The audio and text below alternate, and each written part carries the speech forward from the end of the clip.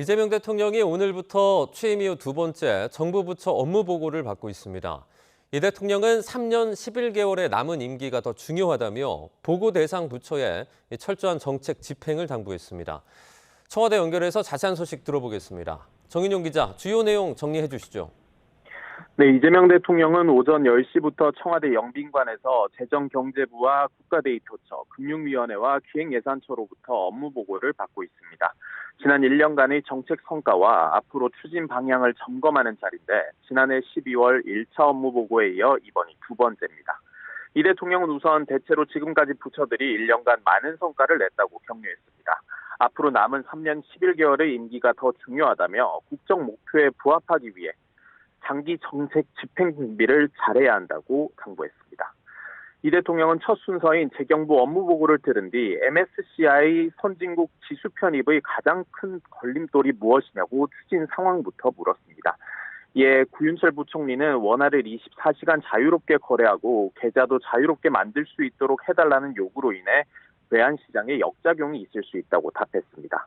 그러면서 자본시장 안정과 외환시장 리스크를 함께 고려하면서 빠른 시일 내에 가입할 수 있도록 준비하고 있다고 답했습니다.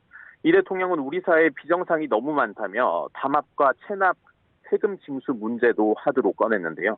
필요한 일을 하기 위해 일시적으로 인력을 증원해 가감하게 대응해야 한다며 고용 상황도 안 좋은데 이런 생산적인 공공일자리를 많이 만들수록 좋다고 당부했습니다.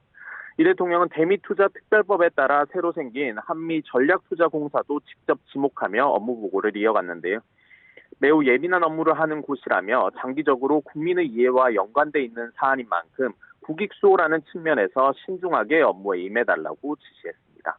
강경화 주미대사가 대미투자와 쿠팡 문제 등 한미 현안 전반에 대해 유관부처와 협의하기 위해 이례적으로 오늘 귀국하는 만큼 이를 염두에 둔 거란 해석도 나왔습니다. 올해 업무 보고는 지난번과는 달리 국민도 현장에 직접 참석을 했죠. 네, 오늘 업무 보고에는 지난해와 달리 사전 모집한 국민참여단도 국정점검에 나섰습니다. 직업군은 직장인부터 자영업자, 학생과 주부까지 다양하게 구성됐고 연령대도 20대부터 60대까지 남녀 22명이 현장에서 함께했습니다. 우선 상법 개정 등 여러 주주 가치 제고 조치에도 주주총회 현장은 크게 바뀌지 않는 것 같다는 질의가 우선 나왔는데요. 이 대통령은 주주총회가 형식적으로 운영된다는 이야기를 자신도 들었다며 관리 감독을 잘해달라고 금융당국에 주문했습니다. 또 지자체의 보조금이 부실하게 관리된다는 국민참여단의 지적도 있었습니다. 이에 대해 이 대통령은 보조금 관리 시스템을 강화할 필요가 있다며 부패 범죄 신고자에 대한 파격적 보상을 강조했습니다.